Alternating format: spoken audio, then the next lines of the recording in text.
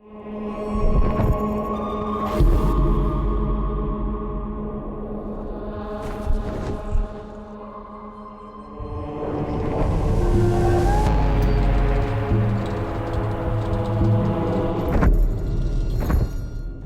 Inferno, there's just nowhere to just hang out. You know, I'm just gonna go to the jacuzzi area. Anger is all about just intense violence and rage. Everything in the world is against you. Cutting limbs off, heads are coming off. Boom, boom, boom. Anger is definitely a level that Dante can sort of unleash his fury on.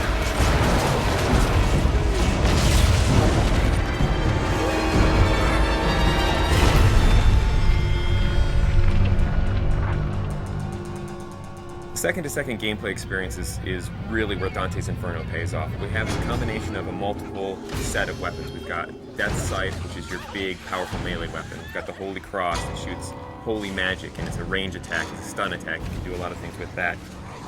In addition to that, we have magic. You'll have magic powers that are on the righteous side and the unholy side. If you're in trouble and you want to like get out of the way or jump in the air or roll over there, whip out the sides, blast with the cross, all those things just kind of lead into each other. You don't kind of have to stop, start up something else. The main thing is you have a big ass scythe in your hand. We had like a sword at first. It wasn't feeling right, it just felt small, puny. The scythe's the thing here, that's almost the other character in there. The scythe that Dante uses is actually Death Sight. It's dark, it's evil, it's punishing, it's sharp.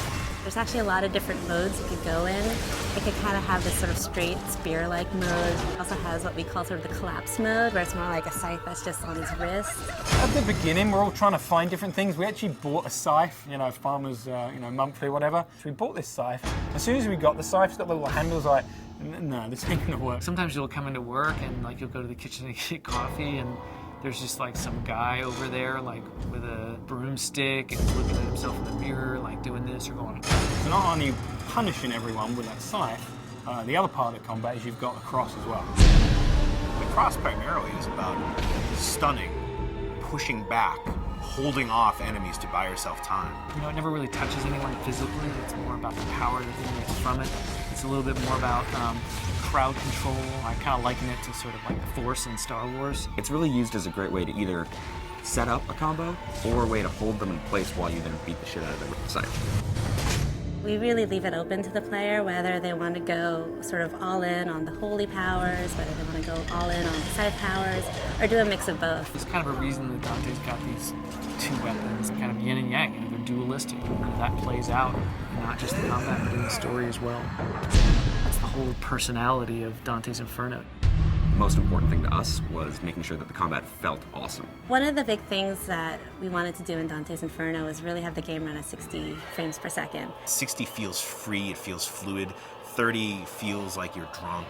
I mean, we did some tests, you know, where we took 30 and we took 60. You can totally tell the difference. As soon as you go to 60, you just see the flow, you see the trails, the scythes leaving behind, and just the smoothness. It's a visual and a tactile thing. It's how it feels, but 60 frames per second is pretty good, especially with all the great effects we got going on in the game now. Sassy. By the time you get to anger, you're kicking some ass, but don't get too comfortable, because pretty soon the shit's really gonna go down. Going to anger, which is really combat focused, and you're really going to test your skills in that arena. Then you're going to go into heresy, which I think will make you think about certain things that you may not normally think about in a video game. Dante starts to go wild.